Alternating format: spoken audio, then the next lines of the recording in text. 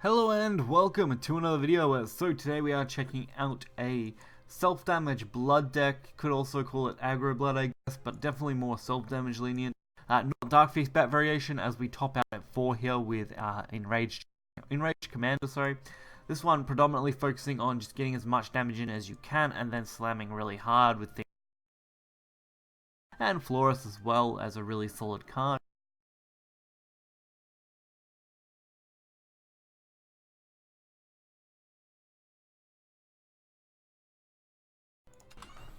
So I had quite a few wins with this deck. The only problem was that a lot of those wins were instant concedes. The two matches that I've tried to pick out for this video at least should be on the better side of that. But don't expect them always to be crazy. Blood as well is pretty powerful as far as damage output goes. But it's a double-edged sword, of course, as self-damage can really put you in a pickle against both Haven now and Rune, which are two very popular decks. So this is definitely a strong tier 2 deck, but I wouldn't say it would stick in the tier 1. But that doesn't mean it's not powerful. So we go for as much damage as we can early on. We've got the Prison of Pain set up for 3, which also can go with the Restless and Gift, which will set up very, very nicely for, of course, Florus. But that will mean we take 4 damage, 5, 6 once you count the 2 pings. I had to make sure I count all that out right. So a lot of self-damage there, but that should also be a good thing. Omen of Lust should be pretty much activated at this point, making for a very powerful card. And we got a second Omen, so that's even better. We can actually take really good advantage of these. And I decided to go for some damage while also wiping out most of the board. And we do take, again, some more damage.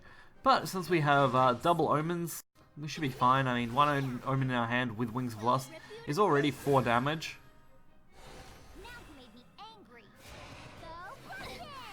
Oh, the Bloodkin, though, definitely hurts. And the blow is not great. So we got Snarling Chain, we've still got Omen. We can actually take this out pretty okay. It's definitely risky because we're putting ourselves up to a point where we could be lethal down if we're not careful. But it's a risk that at this point I have to be willing to take. So Enraged Commander, that's going to be their play. So as long as their 1-drop isn't something crazy good, which I don't think Blood really has any good 1-drops that are just straight up not normal. But we did end up losing, which is a bit of disappointment. I did think this was a winning game, but for the mirror, it does show at least how good Blood is.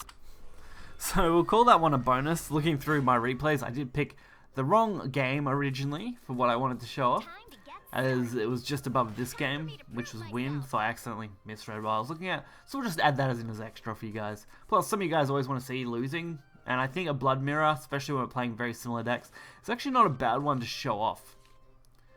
But this should be a much longer, or not so much longer, but much better game to show off. So Forest is very popular in the current Unlimited ladder. Roach in particular is still really good in Unlimited. Luckily for us, they don't really do a lot, which means Blood can really come in hard where it counts and get in some nice damage. So I'm hoping this is a better match, and it should be. So we get a couple of little damage in. We haven't really got anything to use Prison of Pain, which is a bit disappointing.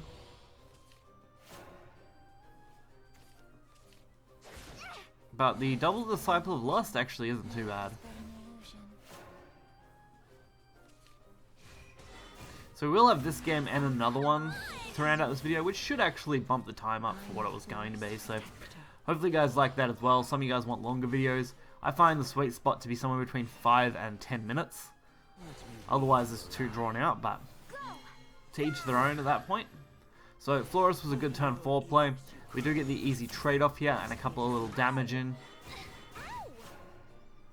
Plus, you can't go wrong with a 7-1 that Roaches can't easily trade into. So they are forced to hopefully have something else. And the Seraphic Blade makes me think they probably don't. Because ideally they would have wanted Angelic Barrage or something. Not Angelic Barrage, sorry. Airbound Shot? No? I don't know. I'm just blanking on the name now. Of course, they did manage to block us out completely, which was definitely a good play. probably not going to be enough though, since we do have really good setup here, especially with Omen. So now they're forced to take out 2 big followers, which fortunately Roach just doesn't deal well with. Plus, they haven't been able to get good returns going since we did throw down such big drops. So they've done okay on returns, but not great. It won't be long now. And that was pretty reasonable, but they ended up hitting the wrong one with the random non-attack ability, so definitely didn't work in their favor. A little RNG win, I always don't mind that, but the nice 7-1 was really good. Now for some nice Blood versus Rune action.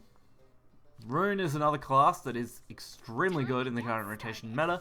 In particular, Daria Runecraft tends to be one of the best ones. Spell boosting has actually got a slight buff for unlimited with the new follower, so that's really good. Now I've actually got a video planned for that to be, I think, tomorrow's video, so you guys can look forward to that one.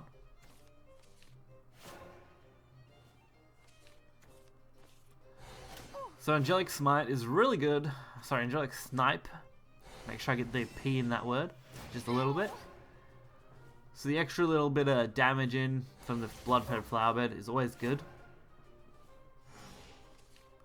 We don't really have a lot going on, but it is turn 3. The Prison of Pain is going to let us get Florist out. Prison of Pain has been such a big card for Blood.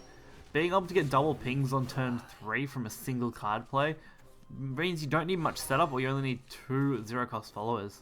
It's actually pretty insane. I do miss the days though of Florist turn 1. I actually have a few older videos where we did that, and that was great fun as well. It took me a while to get it to work, but eventually it went off. So we got really good damage so far.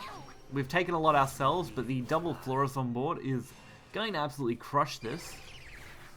The only real risk is the possibility that they have a really good spell boost going, and if they do, and they potentially drop, I think, at least 3 followers at this point, maybe 2 on a spell could do it, then we should be fine if they can't take us out from there. And that healing definitely helps us out.